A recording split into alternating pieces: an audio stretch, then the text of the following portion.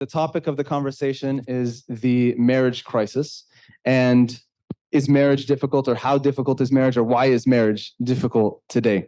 So before we get started, I think with that, just let's establish a question. Is it difficult to get married today? And the way that I'm going to do this is I'm going to let you guys juggle the one microphone. It wasn't intentional. We wanted to have 3 mics, but technical difficulties. Is marriage difficult today?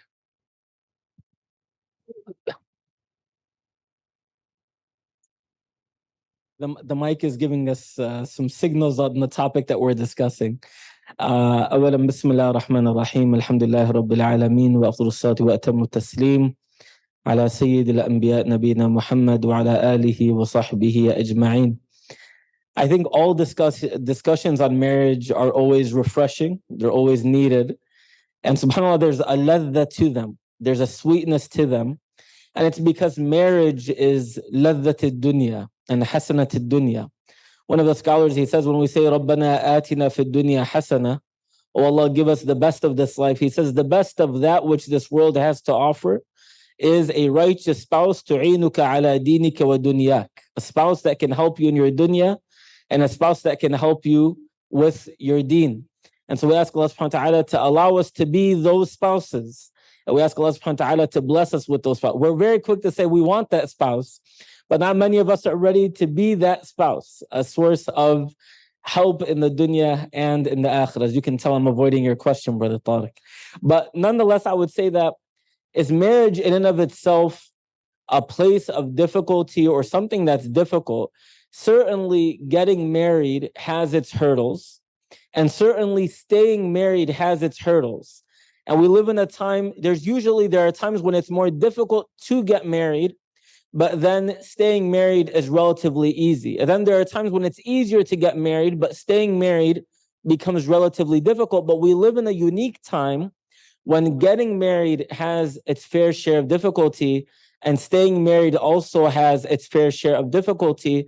And this is all, in reality, an indication of the hal of our community, the hal of our larger society. And of course, as you can anticipate for those who come to our lecture, it is a reflection of the hal of our hearts. All of this to say that there's no doubt that there are difficulties. And yet when we take a step back and we look at like our sharia, right? Like our source of life, right? The sharia is our source of life. I would say that the sharia has made few acts of ibadah, and that's what marriage is. It's an act of ibadah, easier to attain than marriage. One of our teachers used to say that marriage is it's as sweet and as easy as cake without the carbs. It's so easy. With a few things, you can get married. But the idea is the choices that we make leading up to us getting married and the choices that we make in trying to stay married, those are the areas where we will find difficulty. And I'll always leave the difficult parts to Sheikh Abdullah, inshallah. Who thinks marriage is difficult? Getting married is difficult. Finding someone, raise your hand. So looks like some of you guys who are already married are raising their hand. You guys are married. Who thinks getting married, finding someone or partner is relatively easy? Raise your hand. Are you married? Yeah, he raised his hand. Only one person, and he's not married. So that vote, doesn't matter. But brothers and sisters, this is a tough question. Finding the right person is difficult. That's the difficult question. Finding anyone is easy. Let's go online. Oh, I like you. Can I marry you? But that's not who we want to marry. We want to marry someone that will be with us, give us comfort, give us support, moral support, emotional support, and financial support, and spiritual support. And finding that person is difficult. And we've all become a very selfish society. It's all about myself, like looking for what's my interest, and one of the major problems in our society is that there's a disconnect from the elders and the youth. We have no regard for what our parents are saying. Some parents actually don't say the right thing. Many of them don't. But there's a disconnect. There's a dichotomy between our elders, ourself, our society. We don't value our parents' opinion anymore. We think we know what's right, but then we still don't know what's right. We're still indecisive of what we want to choose. So I feel like in previous times, there was elders in the society. They were helping, they were collecting thoughts and people, connecting people. We have that disconnect from the community.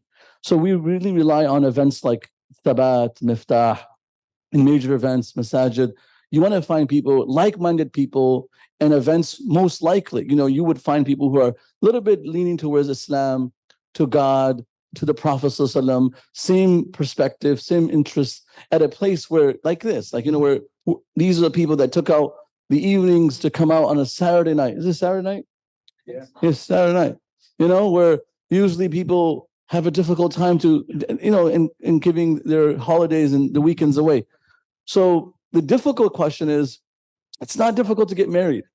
It's difficult to find the right person, and I don't know who to blame. I think parents are not even raising daughters who are ready to get married, sons who are ready to be husbands. We're just raising people, figure out yourself. And then when it comes to figuring out, we don't know who to marry. And I feel like this, the one thing I can say just in a nutshell about this is that we have to be realistic in our standards. We're not perfect. We're not going to find a perfect person. There's no Prince Charming. I thought I was that. So, my wife, no, I know you want to put your hand on my thigh and make me feel better. That's not going to work. I don't. Yeah, my ego is deflated. But really, you're not going to find a perfect person. You have to have realistic standards. Someone came to me. She's doing residency, and she's like, Sheikh Abdullah wants some advice on marriage. She's not from here, so don't worry, she's not in this crowd. I was going to say, be careful with the revealing information, HIPAA and whatnot. Man, I've been sued multiple times. So and I said, okay, going back and forth. I was like, I can't give you I can't give you advice. I don't even know your background much. She gave me a little bit of background, like 5-10 minutes. I'm like, okay, so you like this guy? He said, what is he? He's a physician. He's doing residency. I said, what's wrong about him? She's like, I don't know if he's the right person. I said, how old are you? 30. And she's like, and then now she's thinking, like, I already waited so many years. Now I can wait one more year, a few more months to make the right decision. So I said, what's wrong about this person? She's like, I don't know if he's really attractive. There's no spark. She's like, the attract, like, I was like, wow. I know for men, attraction is important. Women, attraction is important. I was like, how ugly can this guy be? Like, how ugly can this guy be, right? Like, so I typically don't do this. Like, can I see his picture? If it was the opposite, I would not ask for the picture, right, guys? You guys know me, right? And I would never do that. Astaghfirullah. So I said, can I? He really wouldn't. That sounds like a joke, right? Yeah, I wouldn't do that. I said, can I see his picture? She's like, seriously? I was like, yeah, let me see his picture. Like, as a man, I think I'm very I'm very what? Finish the sentence. I'm critical on looking at people. So she shows me the picture and I say, wow, what a handsome man, mashallah. I said straightforward. Like I said, the app on the iPhone, which detects your beauty, and you're like, I'll give him 8 out of 10 on the app. He's not bad. Like, what's wrong with him? He has 2 eyes, 2 ears, and like everything looks good. Like he's like, you serious, Sheikh? You really think he's good? I'm like, you're telling me you haven't said one thing bad about this person, financially, morally, praise Salah, ticks every single box. You're not attracted. Like, I'm like, I don't know. We've made the standards so unrealistic. We made it so difficult for ourselves. We made it difficult for our parents, and it's supposed to be simple, but we have become, I'm not saying just be compromised. Somebody comes in, your mom is like, oh, beta, beti, you already waited 40 years now, now who cares? One eye man walk in, marry. No, that's not what we'll focus on eyes. I'm not asking for that. I'm just asking for a realistic approach to this. If someone is, good Muslim, has financial support from the men's side, sisters, good Muslim, is educated, has deen, and it has all the check marks that you're looking for, but maybe a little bit difficult to find perfect what you're looking for. But I'm not saying we compromise completely, but how excellent are you? And we're never going to find that Khadija or that Aisha or that perfect Uthman bin Affan type of personality that even in Hollywood, what we're presented in Bollywood, those are movies. That's not real. This utopian life, that style that people are happy, people are celebrating, throwing roses, romantic, all that is fake. All that is fake. So when we see this glitter and glamour and this, artificial lifestyle, we think we want to experience that. But that's not, even those who are acting that scene are miserable. So, Sheikh, Jazakallah khair. Thanks for cutting me off. You're welcome. See, I gave them a yes or no question in the beginning just to gauge how long the response is going to be, so I could know how many questions I'll be able to fit in. Alhamdulillah. So no, I didn't want a yes or no answer. Alhamdulillah. Actually, a part of the answer then was given, right? So yes, marriage is difficult today, and part of the reason you're saying is our own selves. Now, there's obviously a lot of factors that come into play into what can make marriage difficult. But the reality is nothing that we do in this conversation today is going to change that system right now. So my question is, should marriage be difficult? Like, is it something that we should go into it expecting that it should be challenging? Or is it okay for us to be having this resentment towards the fact that it's difficult? Because I think that's something that a lot of us see, is that we try and we start going through the process and we see all these barriers, all of these challenges, some of them within ourselves, but they might have been accumulated over 10, 20 years, right? Of habits and perceptions. And there's a lot of unlearning and a lot of challenging things to do. So now you're like, okay, well, I have a lot of work to do on myself. I got a lot of work to do on my family. I got a lot of work to do on society. Then we go to the Sheikh and say, Sheikh, can you give a khutbah on how marriage should be made easy like the Sunnah? So we're not going to change that all right now. So I guess what my question is it supposed to be like this? And maybe how much of the difficulty of marriage is part of the way that it should be?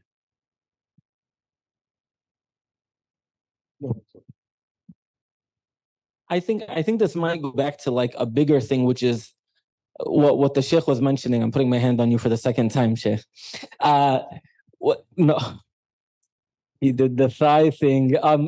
So I think a big part of it is this misunderstanding of like what expectations of this world we have, right? And I don't mean to get on a soapbox about mismanaged expectations of the dunya, but really when like a sister comes to me and she's like crying, and like my office in Chicago, Sheikh, it's known as the place that has the most continuously replaced tissue boxes, right? And one of the reasons is because sisters will come and they'll be like, he's nothing like his Instagram account. And like one of the most difficult things I've had to say back is like, you're nothing like yours. And the reality is that like we've become a very performative society where we're portraying our lives to be opposite than what they really are. And so we're all thinking that other people's lives look very different than what they really are because they're creating clips and snapshots of what their lives are that are not an accurate depiction. And so when I think we need to be able to see is the fullness of life and the fullness of people. And everyone comes with their own brokenness. كلنا منكسرين بين يدي الله وكلنا فقراء إلى الله. We're all broken in the eyes of Allah, and we're all shattered in different ways. And it's not by ignoring our own brokenness or the brokenness of one another that our marriages will become successful. It's by, in fact, recognizing the brokenness in ourselves and embracing it, and recognizing the brokenness in one another and embracing it. And that's why when Allah Ta'ala talks about marriage in the Quran, what does He say? He says, هُنَّ لِبَاسٌ لَكُمْ وَأَنْتُمْ لِبَاسٌ لَهُنْ. That you're a garment for them and they are a garment for you. Why do we put on clothes? Like, just think about yourself coming here today. What does a garment do? Look at the Sheikh all dressed up and flexing on us, right?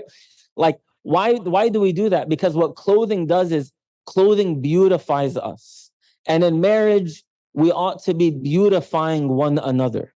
And not only does clothing beautify us, but clothing covers our awrat. It covers our illah. It covers our imperfections. It covers the parts of us that we wish not to display. And in a marriage, we conceal and we cover the shortcomings of one another. And clothing provides us warmth and protection, indicating to us that this is a world that has a lot of coldness in it. That this is a world that sometimes you'll need to protect yourself from. And so part of what might be happening is that there's like this misconception of what romanticism looks like, There might be this misconception of what love looks like. There might be this misconception of what happiness, even in and of itself, like happiness itself looks like. And marriage is one of the first times for many of us when reality becomes reality. And you think you have a problem with your spouse, but what you really have a problem with is reality. And that just kind of all dawns on you that third day that your baby wakes up and like you've already taken the Instagrammable pictures of the hat and the board and the birth weight and everything. You're like, dang, like I've only slept 3 hours in the past 3 days. And it's like, I think I have a problem with my spouse, but I kind of have a problem with reality. So I think it's very important that we ground ourselves in an understanding of the reality of this world and the reality of our role in this world. And we're going to be dealing with brokenness in every chapter of this world. And the more that we're comfortable with that brokenness, the more that we are then conditioned to see the beauty in the brokenness. When the Prophet ﷺ when the Prophet ﷺ raced with Aisha radiallahu ta'ala anha, it doesn't mean it wasn't hot in the desert. It doesn't mean that they weren't returning from a battle, but it means that the Prophet ﷺ was able to highlight a chapter that had difficulty, but place beauty and place happiness in a time that had its own burdens and difficulty. And that's what marriage is all about. That's what marriage is all about. You can cry about the spilled milk or the burned biryani all day, or you can learn to like remove the burned part and then eat the rest of the biryani and it'll still be good. And that's what marriage is. It's an ability to celebrate the blessings while acknowledging the difficulty and the burdens that are there. MashaAllah. Give him a round of applause, guys. That was a beautiful answer. I'm glad I haven't been in his office. He's going to be replacing tissue boxes too then.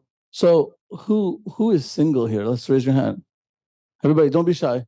Don't worry, we're not getting anyone married today. Chef, you got to keep your And hand. all those guys who are married and they still raise their hand, woe to you. Woe to you. This partition is not for you to lie. Okay.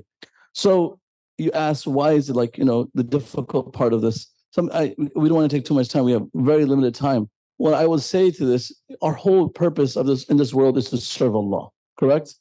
The whole purpose here, serving Allah. We're seeing what's happening in Gaza. We're seeing what's happening in the world. And this approach to life, our sleep, eat, desires, all this is to serve Allah subhanahu wa ta'ala. Marriage is to serve Allah subhanahu wa ta'ala. It's not just to serve yourself. If once you don't get served anymore, you're like, I'm out of this. This is not life. This is not. So I want to say this very carefully. Finding a spouse is a jihad. It's a struggle. Like, it's not like one time you go to someone's house and they reject you, like, oh my God, especially those entitled, privileged people who've never got a no from their mother. It's over. I have so many friends in the 30s, they're not getting married because they had someone in mind, they didn't get a yes, and now they're still like, khalas, we don't want to even talk about marriage anymore. There's, so you will go through maybe 10 people. You try to get connected to them, their family, everything, and just didn't work. Never give up. I used in my community as an imam, like you do too. We have friends our age. They go, they come back, they go. Every time they go, before they go, they say, Shaykh Abdullah, I'm going to go. I'm flying to the state to see someone. They're coming to see me. Sisters telling me, and like, okay, inshallah, I make a dua. It works out. What's the problem? Oh, they don't want to have children. They want to adopt. I'm like, what? He's so disappointed. Another person, like, they want to have dogs. Another person, they want me to live with their parents. They don't want to move out. And you go back and forth, back and forth. It's a struggle. This just like praying salah, there's a struggle to it, correct? And why do you think marriage is half of your deen? It's because getting married is a struggle. And then staying married is a struggle. And then raising the kids is part of the struggle. Why do you think the religion, nikah wa nisfuddin, is because now everything is around your children, your spouse. That's half of your religion. And then I think the in-laws take the other half. But like, that's so much work. It's not just one thing. So remember that looking for someone, approaching someone is part of your deen. Don't think someone's going to come to you. It's okay. This stereotyping of where the guy is supposed to come to the girl's side, and no, that's not in the Quran. It goes either way. Like we see Shuaib alayhi salam's daughter, recommending to Prophet Shuaib, this is a good guy. Hire Musa. I saw what he did. He's so talented. The daughter is saying this. Imagine a daughter telling a father at an office, hire this man. Hardly it happens. And then he says to Musa, I want you to marry one of my daughters. But the dowry is 10 years of work. You know, so like it totally came different. Khadija hinted to the Prophet, I want to marry you. So this, you know, this cultural thing that somebody's going to come, knock on my door, I've been waiting. No, I mean, it goes both ways. You find someone, you like, it's so disappointed. You work so hard to get to know them and it doesn't work out. Don't give up. It's your struggle. Inshallah, you'll find the right person. And then you think you found the right person, and 6 months into your engagement, into your marriage, you never got along. It's okay. Break up. This society of like, oh, if we can't get along and divorce and no one's going to marry me, we got to break all that. We got to destroy those stereotypes. I'm not saying get out of the marriage, exactly like, but if 100% in those, whatever, 200 days you've been married, every single day you fought for like 5 hours. I mean, even now you don't need a sheikh to counsel you here. You went through therapy, you went through everything. It's not the end of the world. That's why I recommend every person before marriage, get pre-marriage therapy, counseling. Read Yasmin Mogahid's book, Reclaiming Your Heart. Right? Read her book because you really fall in love with this guy or this girl, like the sister, like she isn't. This is your life. This is not your life. Your life is God. Why are you giving your heart to someone in this world? No one in this world is worthy of your heart, your complete heart. Only Allah. You're supposed to love your children. You're supposed to love your parents. You're supposed to love your work. But that's the place. You feel rejected. Like all of a sudden you become depressed. Are you going to lose your religion because of this? You're going to lose your God because some person that you really love doesn't reply back to your messages? Someone who's cheated on you? This is going to happen in life. I mean, somebody came to me like 21 years, married, perfect husband, not one mistake. Like, caught him infidelity. She's destroyed. Literally, she's destroyed. Like maybe they have to go for Umrah just so she can, but she's like, I don't know how I'll ever recover from this. First, I mean, this is now, I will say this to all of us, just to save your life and your mental health. Don't give your heart and your mind and your soul to any human. They're not worth it, not even your own children. Only Allah. MashaAllah, Jazakallah khair. Okay, we got to get an applause for that too. Alhamdulillah. So I think the answer there is pretty straightforward, right? Is that yes, part of marriage is going to be, and the pursuit of marriage is going to be difficult at the very least, because what you have to do then is face the reality of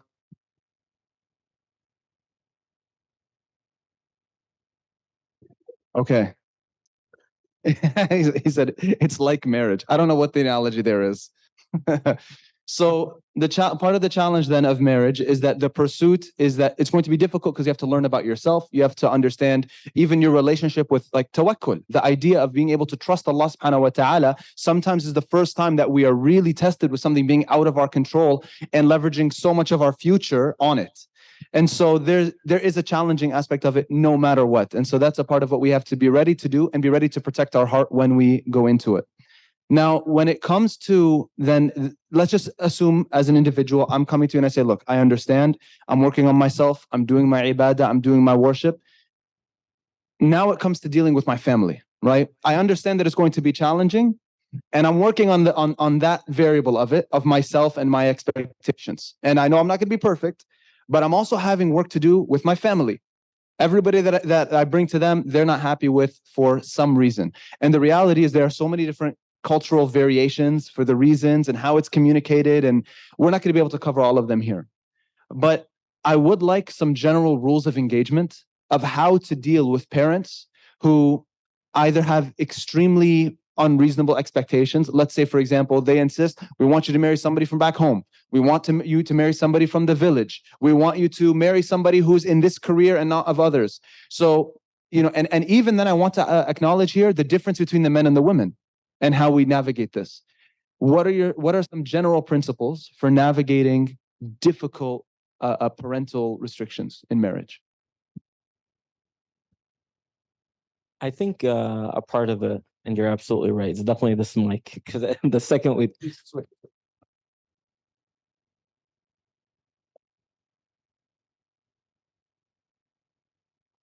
or I'm the problem, right? Um, Bismillah ar-Rahman ar-Rahim. I think part of the reason why this happens, and maybe Sheikh can speak more to this, inshallah, is I think a lot of times our family baggage and trauma is left avoided until somebody is getting married. So we don't talk about the issues, we don't talk about the drama, we don't talk about navigating like conflict resolution and how like different opinions until all of a sudden someone wants to get married. Like when someone's child is significantly less or more religious than them or conservative than them, and this is very common in like Arab culture, and then it happens like, oh, is the wedding mixed or separated? It's like the $1,000,000 question. It's like, wait, like she's not even hijabi, and you're saying that the wedding has to be separated, and the girl is refusing to marry anyone who wants a separated wedding. It's very clear that there is a difference in values of life, right? All of this to say, I think that sometimes what we're highlighting when we're talking about marital issues with family is issues that are significantly more than the issues of the actual marriage in and of itself. And that's why I think it is important when we begin to approach the age of marriage to begin to work through a lot of our family issues. When you're like around 18 years old, Sheikh, from my observation, is when like young people begin to dismantle the perception of who they thought that their families were. And they begin to dismantle their perception of like this picture perfect life that they had with their families. And they're beginning to realize that, you know what, there's a lot that needs to be worked on, and there's a lot that has happened, and there's a lot of drama and trauma that we need to kind of sift through. And I would strongly recommend beginning to do that at that time, both the self-work portion as well as the family work portion. That doesn't mean that you and your family necessarily need to sit through family therapy, although that may be very beneficial for you, but it means having a lot of uncomfortable conversations. And one of the best skills that you can walk into a marriage with is the ability to sit through uncomfortable conversations. Because if you don't sit through uncomfortable conversations with your mother who gave birth to you, then you're going to have a much harder time having an uncomfortable conversation with this new guy or girl that's coming into your life.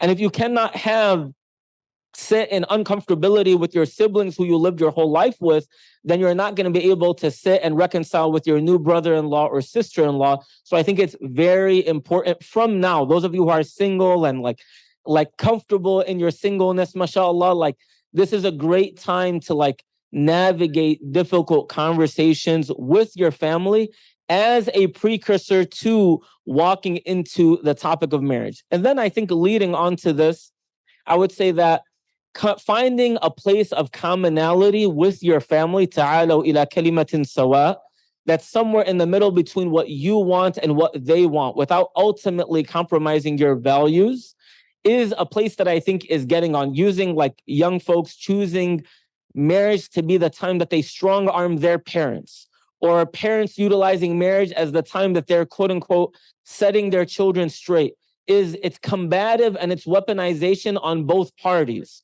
Whereas if we do the opposite and we say, you know what, I'm looking to get married, here is the ideal spouse per me, and this requires you to know what your ideal spouse is. And I was just talking to our Sheikh, may Allah subhanahu wa ta'ala bless and preserve him, and I said, sometimes young people get caught up too quick because we mix up what we want versus what we need.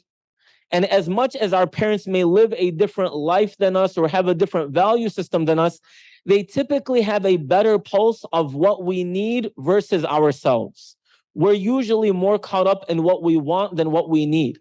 And sitting with them, no matter the differences and the waves of difficulties that we went through with them, sitting with them and creating a shared vision of what an ideal spouse is, even if it takes weeks and months and multiple cups of coffee and some level of compensation, if you will, to get them on the same page as you and you on the same page as them. Wallahi, my dear brothers and sisters, sometimes that's the best. That's worth work doing all the time. And sometimes that's the best investment that you can do in your marriage. Because even if you marry the exact sister or brother that you want, you don't want to deal with the rest of your life dealing with the rifts and the kind of like the pushback and the dichotomy and the dynamic, like the Sheikh was mentioning, between the families. You want there to be a level of harmony and a level of sakina, and doing that groundwork now can afford that to you, inshallah ta'ala. Sheikh, before I ask you for your comments, just a follow up on that. And if you want, Sheikh, you can answer it as well. So what does that look like in practical terms? So let's say I'm coming to my parents. I'm like, okay, I want to get an idea of what this shared, agreed persona looks like, let's say. What does that mean? What question do I ask them? Do I come forward? I tell my mom or my dad, I say, what do we agree on? Like, what are our red lines? What information do you need in order for you to give me the preliminary yes? And is the idea then that once we have this like shared criteria, let's say, and they approve of it, is that then the okay for me to pour my heart in, or to say, okay, let's go forward, this is going to happen? This is a tough question, honestly. There's a lot of double standard in this situation where, there's parenting style. Everybody has their own parenting style, and some parents are very involved and some parents aren't. And the Western style is just do what you want, right? You want to go to become engineer, doctor, just do whatever you want. Like, he's a bum. He's 25 years old playing video games. He'll figure out his life very soon.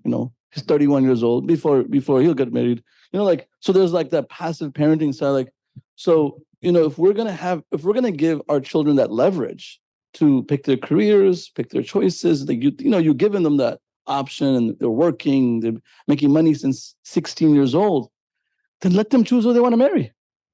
Like, you already have a hands-off approach to it. So the double standard kicks in, like you did this all your life. All of a sudden, you intrude in their position, and that's so like, oh, mom, just found, yes, your mom is going to protect you from marrying a non-Muslim or something that's dangerous for you. Like, you never woke them up for Fajr, for the past 10 years. You didn't encourage them to learn Arabic. You didn't even put them in an Islamic environment. And all of a sudden now they want to marry a Hindu. No, haram. That upbringing was haram, basically, So I feel like the double standard is where the dangerous part is. Now, obviously, most parents want the best for their children. I agree with that. And there's a cultural challenge for immigrants and people. I've just noticed that if we're open-minded and Islam is our priority, of course, culture plays value. In my house, my brothers all married outside of our culture. Hold it here, higher. Yeah, thank you. So one married a Tunisian, one married a Coptic Christian's daughter who now is a scholar, like Muallima Zannur, Sheikh Abdul Aziz's wife, mashallah. Her mom is a convert, Egyptian Coptic Christian that converted to Islam. Her daughter, mashallah, learn knowledge. So you got to diversify your approaches to these situations. We can't just say we're from Palestine, from Ramallah, all right?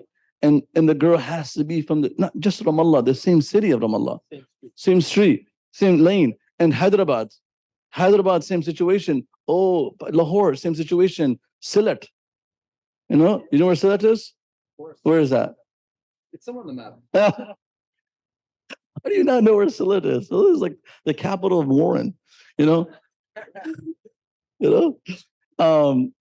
people from Sylhet are the ones that elect the next mayor here, So really, like, they're gonna pick that back to them. And I have to say to the parents, your children are not from Bangladesh, they're not from Pakistan, they're not from Syria, they're Americans, And if there's openness to this, and I really, it's a tough situation, the parenting style, because I can't tell, I don't see me telling my mom, you're wrong and I'm right.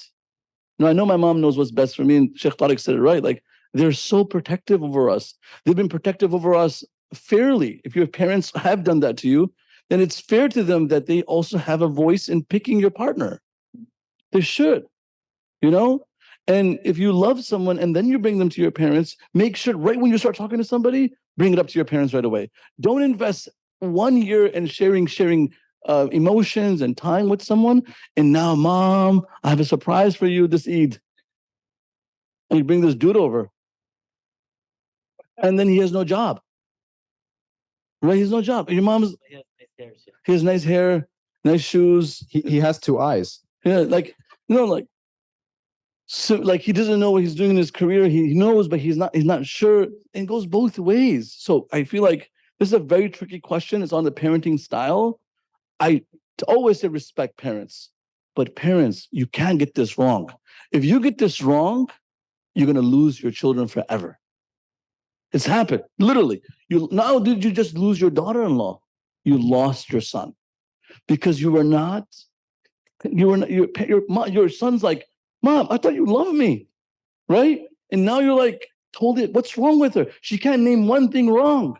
Oh, she's just dark skinned. What? And that's going to break the person's heart. So many places, like cases where the son, when I hear like the son moves out of state, I'm like, thank God he did. He saved his wife, he saved his life, he saved his mental health, and saved his mom from a heart attack probably in the future. Go ahead. Jazakallah khair. Can I just add one? Yes. Does that make sense, guys? Yeah. Because sometimes I feel like I don't know what I'm saying. No, you got it. Applause, please. It's always This guy in the back who's giving me the hardest round of applause. He's trying so hard to get married. Don't fall for it. oh man, that's exposing here. But the last thing that I'll say is, and I would very rarely, especially we have Sheikh Ubaidullah here, who's an older brother to me, and Sheikh Abdullah, someone that I learned from, but just a nasiha from the heart, not even like, as a person who's teaching you, but just as a nasiha from the heart. My dear brothers and sisters, guard your hearts. Guard your hearts. Your heart is a treasure from Allah subhanahu wa ta'ala. A sister came to my office in Chicago one time, and she says, you have 15 minutes to convince me not to marry a non-Muslim man. I told her, the door is right there, sister. If that's how this conversation is starting, then we don't even need to have this conversation. And then she says, I work in the same office as him. And she said, I'm sorry I started off like that, but like I got lost in his eyes. I'm like, sister, this is not Dora the Explorer. There is no map, there's no boots. Like you need to bring yourself back. She said, I got lost in his eyes. I was like, man, my dear brothers and sisters, wallahi, all jokes aside, guard your hearts and protect your heart. Imam Ibn al-Qayyim rahimahullah ta'ala, he says that the heart is a sultan. The heart is the king over your soul and over your body. And the body and the soul just follow the heart wherever it takes it. Monitor your heart and who and what you're giving your heart to. And when we begin to see that someone or some attraction is kind of creeping into our hearts, it's very easy that we become a captive of that relationship or even that dream of what we think could be. So just as a nasiha, to monitor that, to observe that, and it will save you from a lot of heartbreak. The only reason the heart breaks is because you placed it wrongly in the wrong hands or with the wrong person, right? Things only break because you put them vulnerable to being broken. But if you're preserving it and you're protecting it, you prevent the breaking and the damaging from happening. May Allah protect your heart and my hearts. Jazakallah khair. So I know we're running close to over time, but I know there are a lot of people who we tossed the story up and asked people to send some questions. And so many of the questions had to do with negotiating things with parents. So I want to circle back to that point for one more moment. And the reason why is because I think the advice, Sheikhna, that you gave, especially for the parents in the audience, is phenomenal.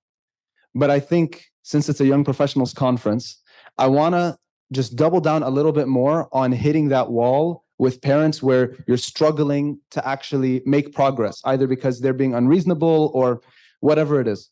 One of the pieces of advice that I was told was, do you care about your parents being a part of your life when you get married? After you move out of their home, do you care about your parents being in your life or not?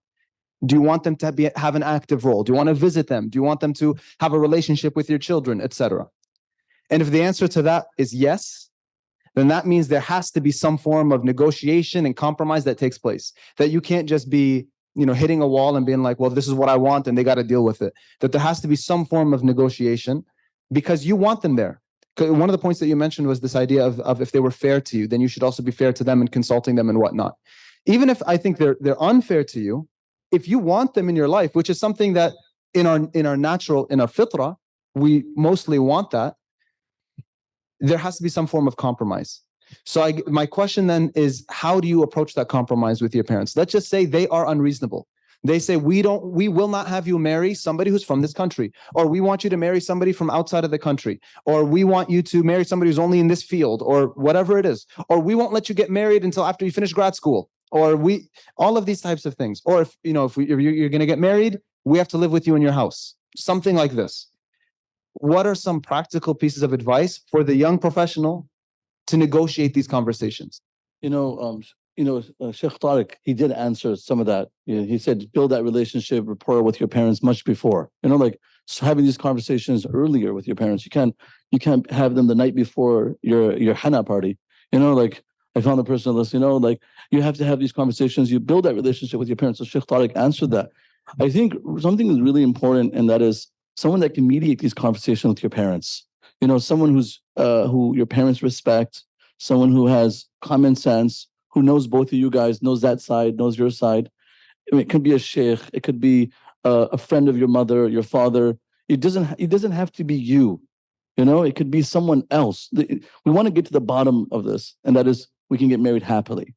Maybe you're not the right person. Maybe your emotions are too high in this. You're too invested in this conversation, in this relationship. And your mother might say something, your father may say something that might offend you or her. And you're like, this is starting off wrong. But, that's not what they're intending. They want the best for you. So sometimes having someone to help represent your case in front of your parents who sees both sides eye to eye, wishes the well-being of both. And that's the same strategy in exiting a marriage. Or hakaman ahliha. You find someone from that's the right way to do it. I can imagine someone who's completely in a relationship with someone, invested. Now they're approaching their parents and they're rejecting. There's going to be a battle uphill. So I think having those good relationships with your uncles, with your aunts, with your grandparents. Like I remember I said elders, someone around your older sister, your older brother. Like for me, most of my brothers, they had to go through me. I'm the eldest. I'm the one that brought it up to my parents. This is right. This is okay. You think this is right. And it conversation changed. And you don't want to offend your child. You don't want to offend your parents. Let someone help get to the bottom of this. Negotiate it. Look, I'm not saying you need a lawyer for this, but someone that helps get to the bottom of this. And that's my advice to this. Jazakallah khair. On a practical note now, because I know this is something that always gets asked of Miftaah, of Thabat, practical advice for getting married. Okay? So, some people would ask the question, they'll say, hey, how are we supposed to get married if we're sitting separately, for example? How are we supposed to get married if we're not? And then, there are sometimes attempts in the community to do events that are matrimonial events or that are talks related to marriage, etc. And sometimes there is a disproportionate turnout of one side over the other. And people are like, well, where are all these people? How is there nobody here who's actually a match for me? I would like some advice on how a person practically can approach getting married. And let's imagine the scenario of somebody who walks into this hall, for example, and they say, hey, look, I've come and I don't know how I'm supposed to put myself out there. I don't know how I'm supposed to see somebody from the opposite side. How am I supposed to get someone's attention or approach them in very practical terms? Bismillah. I might get in trouble for this. No, I'm just joking. He's sitting right next to me, so it's only so far it can go. I would say that part of it is destigmatizing, right? Like normalizing conversations surrounding marriage. The separation is not the barrier. The barrier is here, not here, right? And what that means is that if you want to be like forthcoming, you be forthcoming. You as a sister, like particularly for the sisters, like look out for one another. Everyone here knows people on the other side of the curtain, more or less, right? So, inshallah, no, I mean, they might have. I would love to have a follow-up based on somebody who doesn't know as well. Okay, so we know people, right? But what I mean is, for example, a sister will know a sister that knows a sister that has brothers. That's what I mean. Not in a way that implies that people know each other, but saying, for example, if you have a cousin, you have a guy cousin. Basically, try like wishing khair for each other in a sense where we facilitate khair for one another. That's what I'm referencing. The idea that we'll have community spaces and gatherings, mixing them together like in a very open way will not be the key to the facilitation of marriage necessarily, but instead upholding like values that inshallah ta'ala will remain and preserve the barakah, but allowing us to be bold and forthcoming and expressive in the fact that we're wanting to get married. And if you know anyone, and hey, this is a sister that's 22 years old, I have a brother-in-law or a cousin that's around a good age for them, or someone that seems to match them in terms of compatibility, and then actively saying, because I feel like it's an elephant in the room that we constantly avoid, Sheikh, but then while we're avoiding it, we're also constantly struggling with it. And so removing that stigma and instead being facilitators, like active facilitators, like letting this be a normal conversation in your chats, in your coffee discussions with brothers, sisters with sisters, and finding liaisons and finding individuals that can facilitate it. And like the Sheikh said, part of it is also destigmatizing the fact that like sometimes it doesn't work out, and it's okay that it doesn't work out. And if from the initial experience we know that it's not working out, then we move on, and it doesn't have to be like 3 like, you know, sad boy hour songs later that we're like, you know what, like now I can finally get over it now that I've written a book about it and then burn the book and then build a bridge and crossed over. Now I can move on. No, you tried the halal way. Therefore, because it was the halal way, there wasn't an over investment on your part. And because there isn't an over investment, qadr Allah ma sha'a fa'al, Allah willed otherwise for you.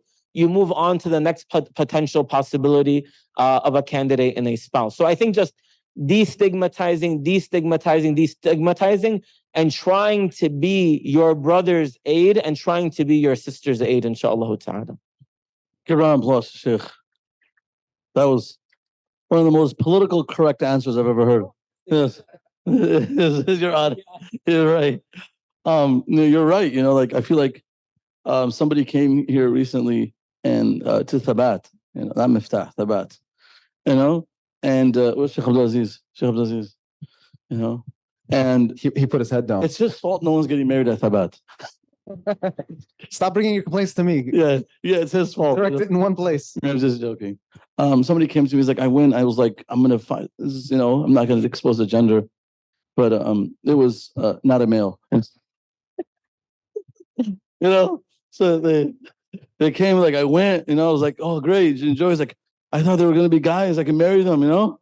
I was like, you were the first time, I was like, yeah, I was so excited, I was like, you know, and I was like, did you find? He's like, who you guys? You have the stupid divide in the middle, right? I was like, should I take it down? Like, should I, you know, what do you want me to? He's like, of course, Sheikh. How are we gonna find someone? Like, you're telling us. I said, did you go with that intention? She's like, I was like, that shouldn't be the intention of coming. The intention is to get closer to Allah subhanahu wa ta'ala. You get so close to Allah that you get closer to one of His creations too. You know, so it's a tough situation, and this is the caveat with it. You know, you want to create a safe environment. This is not a conversation of middle schoolers and high schoolers, right? This is people who are young professionals. A lot of the women, I feel like half of the men here don't have a job yet, you know, but the women do. The women are going to be the providers in this next generation, you know. like, and the other issue is like half of the other half doesn't want to get married. Which half doesn't want to get married? The ones that don't have a job, they want to get married. Like, we're going to find a Khadija. She's going to sponsor us through college, you know, solve my mental health, you know, everything. Like, that's that half. Like, I want to get married now. I'm lonely. I feel depressed. Get me married.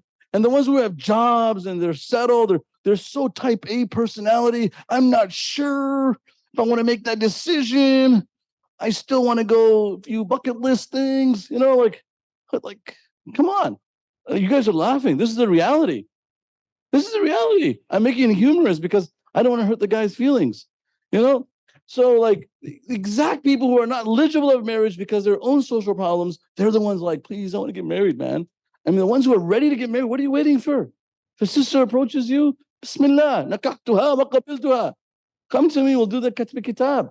Get married. Why are you making this so complicated? But reality is that you want to create a safe environment at mosques. And at the same time, we're saying, if you like someone, Assalamu alaikum, how you doing? I heard you volunteer here. And then People are so lame. They don't even know how to. The lack of communication skills in our men.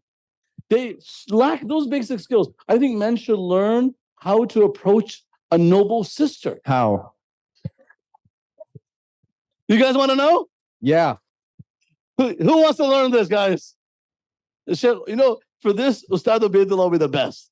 I feel like he has a script on this, you know? Like, I think some people, like, first of all, when you approach someone, you need to make sure you are someone who will get accepted, hopefully. Like, you have a job, you have a personality, you have respect, you have everything. Like, a lot of times girls get offended when someone approaches them. Like, I'm so hurt, I feel unsafe. I was like, let's be honest. Are you selectively saying no to them because they were not your type? But if someone came, they were wealthier, more accomplished, better looking, would you get equally offended? And she said, no. So I said, you got offended because someone poor came to you. Right? So is it your modesty got offended or your ego got offended? What's getting offended here? So, I'm very careful here. I don't get canceled, So guys, the same thing. So when you're going to approach someone, like, you got to make sure, like, you've done your best, like, you can't start off, sister, mashallah, memorize Surah Rahman. That's not get to know the person, show up to the events. You can't be here the first time and you first time came to Miftaah. I found that person. You walk around all the way to the lady's side and she's already engaged. You didn't do your homework, right? Find out who she is, like, ask, maybe, So how do you do that? In the best case scenario, if a brother is approaching a sister, I would just be straightforward, honestly. Assalamu alaikum, my name is Tariq Tamar. Right? I've been here a few times. I've seen you. I go to college. I mean, this is great. I'm doing this job. Introduce, mashallah, I live in this area, or I moved in this area recently. I love coming to this for this reason. And but I want to marry you. I'm just, I swear to God, I don't know. This is a tough situation. And then you could just catch the vibe. Like, and she's responding back to you, and it's open conversation. Oh, really? MashaAllah. You go to Narberth, you go to UFM Dearborn, you go to Wayne State, MashaAllah. And the conversation, oh, you go there too. And you've done a little bit of your homework. She's not engaged. She's not married. She's in the approach of looking to get married. You approach the respectful conversation. And then once you've hinted to them, like, may Allah subhanahu wa ta'ala bless you, sister, but I want to move forward in our relationship. Can we talk? Get your parents involved if you need to. You really don't need your parents involved right away, honestly. Like, if you're 25 years old and you're serious, just be respectful in this conversation. And eventually you can sense from the person in the earlier stages. You know what they say in real estate? They say that the first time someone comes to see a new property, 90% of the time, they're going to be the buyers of that house because they're the most desperate for that house. So the person that's going to approach you and look for you, that means they've done their research, they're trying their best to come to you, and they're not approaching 80 women and you're like the 89, like the 81st woman. Like, so guys and girls, girls could do, sisters could do the same thing. Like, if you really like someone, Sheikh Tariq said it earlier, you can get their contact information, you can reach out to them. We're not kids, but like, first message, I love your hijab, I think we'd be perfect. That's lame. You got to know how to communicate. There's respect. It could take a few weeks to. Some people like it straightforward, and some people like, you're way too pushy. Like, I think you're intruding way too fast. Are you like weird or something? So there's multiple ways. There's no one cookie cutter answer for this, but you have to approach that person. Get a no. Let them say no to you, and do it again. Don't be afraid to be rejected. That fear, you have to overcome that fear. Today, I was teaching my son how to dive into the water, right? Like swimming. And I said, your head be under your arms. You can't go dive in like this because you're going to hit your face. That's all that changed. I said, your positioning of the head and the hands up and down. Same thing in anything in life. Don't be afraid to get splashed. Don't be afraid to get rejected. Inshallah, what's written for you is never going to miss you. Jazakallah khair. Takbir. Applause, please. I don't know the right answer for that one. I don't know why you're wrong. This was a great answer. This is the right place. For the right place. This is the right place. That's why we have these environments. That's why we said anyone over the age of 50, I don't know why you guys are here. Like, I met some of these guys who were over the age of 50. I'm like, who invited you? So my wife brought me. I was like, who'd you marry? Someone 25? You know? So overall, like, this is the right place to be. This is the right environment to be. Where else are you going to find them? A lot of my friends are like, I'm going to this Palestine rally. I'm going to find someone. The intentions, like this, literally, we're going to conventions all the way to Chicago, all the way across the state in places to find someone. Chicago is beautiful. And if you, Sheikh Tariq, guys, if you ever go to Chicago, he has a list of girls that are ready to get married. Just go to his office. 5 minutes later, you have a kitab. You know, it's not true. So you have, this is a safe environment. We just don't want sisters, brothers to feel uncomfortable. That's the main thing. You don't want sisters to say, like, I went to Miftaah, like 4 guys approached me. None of them had a job. Literally, 4 guys approached me. None of them had a job. I said, where do you live? I live with, you know, my parents. What's your future? You know, inshallah, I'm going to go for Umrah this year. Make dua, Allah will give me a job. You know, what did you graduate from? I'm still deciding my associates. You know, really, like, this place is it has to be a safe environment. Safe environment, non-judgmental. Brothers are trying, sisters are trying. Everywhere we go, Brother Tariq, the biggest crisis right now for our community is marriage. Like, we cannot find the right people for the right people. Like, there are people, but they're not for the right person. And literally, I went to Islamic to speak last few weeks ago. I said there needs to be an institution like Miftaah, like Yaqeen, which is focused just on this. This is a fard kifaya. This is not just one khala in your community who has a database. Let's make this happen. This, you know, this is not just like a part-time job. Miftaah's not a part-time job. Mufti Duhab, you see him? He works 25 hours a day. You know, you see Yaqeen, same thing, constant work, constant. When do these people sleep? There needs to be people who are dedicated in helping our youth getting married. They need help. This is a fard kifaya. This is a jihad. Anytime a sister or brother in Miftaah comes to me like, Sheikh Abdullah, I always try to make them feel like, don't feel uncomfortable asking me. And I tell the sister, whenever you see me, remind me, like, this is my wajib. But you can't put this burden on the institutions or the sheikhs, just one person. But don't stop the struggle. And inshallah, with sincere dua, what your struggle, you can't just make dua. You have to move. You have to go to someone. It's okay. You went to their home. You sent your mother. It didn't work. Just never give up. Inshallah, in this environment, brothers, sisters, right now, there are like half of the number of brothers are here, right? And at least good 10, 12%, I don't know, 20% have come up to me that, Sheikh, get us married. So those 20%, please stand up. I'm just, you know, like, they're like, please, Sheikh Abdullah, get me married. I'm like, what do you think? I have a treasure of people? Like, and I literally have emails in my database. Hopefully one way we'll work things out. Good. It's the greatest reward in the world. One of the greatest reward is finding someone for someone. Imagine the person that got your parents married. Sheikh Tariq is born. All right, for example, all the good that this sheikh does, who gets the reward for this? Those people who connected them. Imagine I met the person who got my parents engaged. He's like, I know the story of your dad and your mom. And I never heard it from my mom and my dad. I was like, tell me all the spicy stuff. You know, tell me all this. Because your mom was coming out of medical school and your dad asked me, where is she? Where is she? And I'm like, right there. But she was wearing a niqab. And my dad was like, oh, perfect. My dad didn't even see her face yet, you know? But my dad had a standard of religion and someone that was going to prioritize raising the children with deen.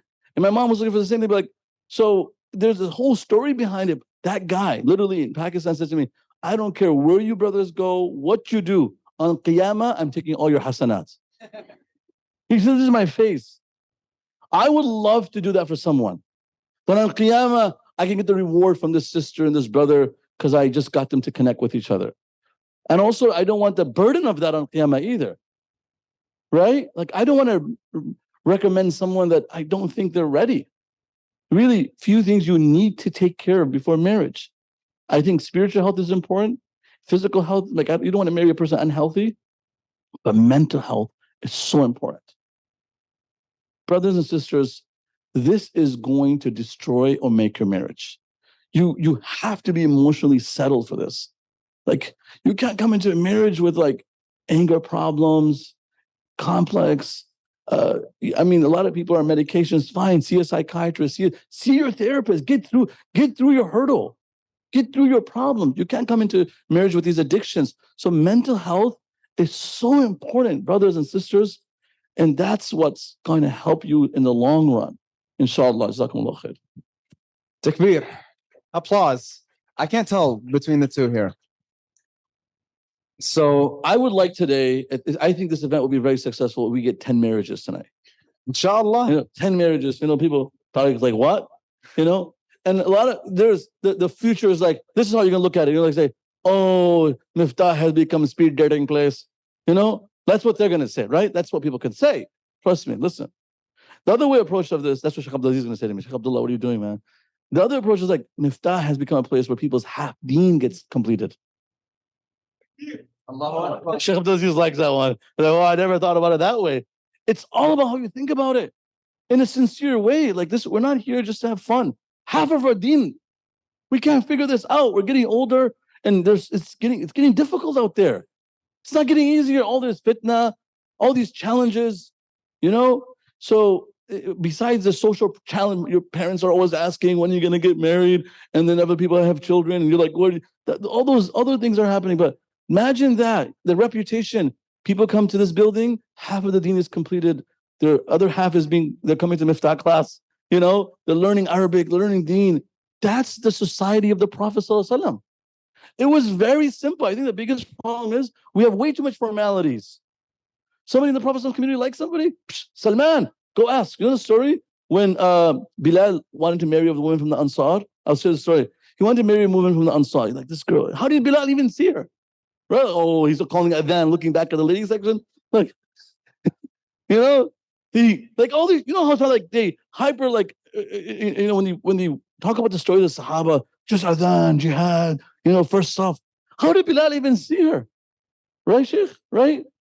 This is a pious man, a mu'adhin of Rasulullah, whose footsteps were heard in Jannah. Bilal's like, I want to marry that sister.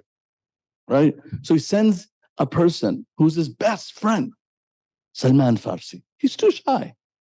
Salman Farsi goes and he reads the biodata of Bilal bin Rabah. He reads the bio. I can imagine, I'm coming here on behalf of my brother. Not biological, but my brother in Islam. They were brothers, literally. And he loved him so much. He said, Mu'adhin of Rasulullah. He is a person who's walking in Jannah, on earth. He's a person the Prophet would say, Arihna ya Bilal, bring us peace.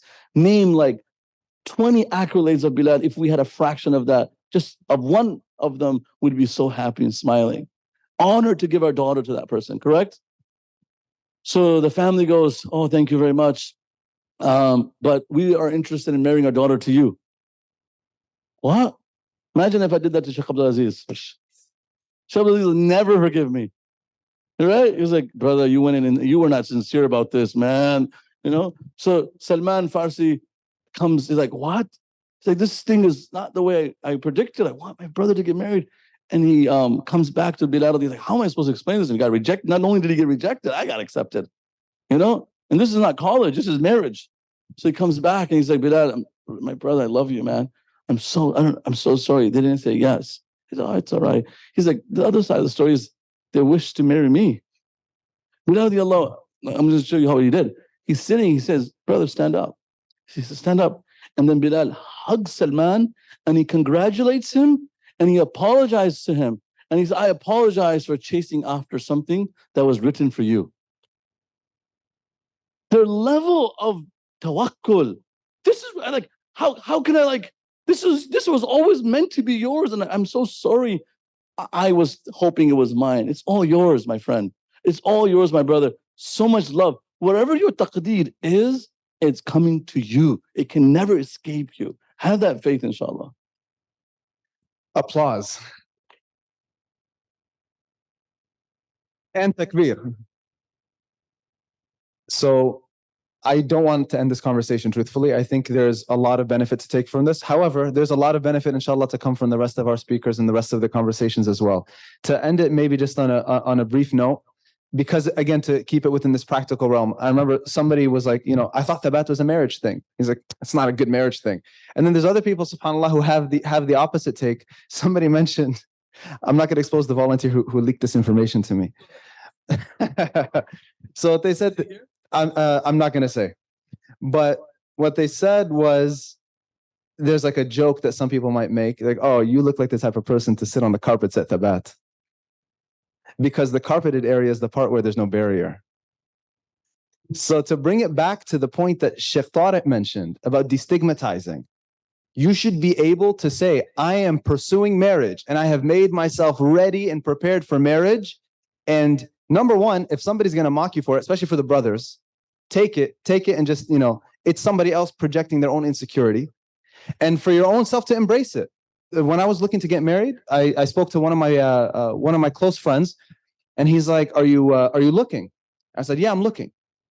And he was like, "I'm really glad you said that." I was like, "Why?" He was like, "Because a lot of people will just say, I'm open to it if you have the right person." And he said, "You said you're looking, and so inshallah, Allah subhanahu wa ta'ala is going to give you a rizq." So differentiating between, are you in that phase of I'm open to it, in which case you're always going to be looking for the things that you can invalidate somebody for, versus the person who says, I'm looking for my rizq. The person who's actively saying, I'm actually chasing after it, and I prepared myself and I'm ready to accept it, and I'm looking to have husn dhan in Allah subhanahu wa ta'ala, hope in Allah subhanahu wa ta'ala, and good assumptions of what Allah is going to put you in your way when you're in that journey of pursuit.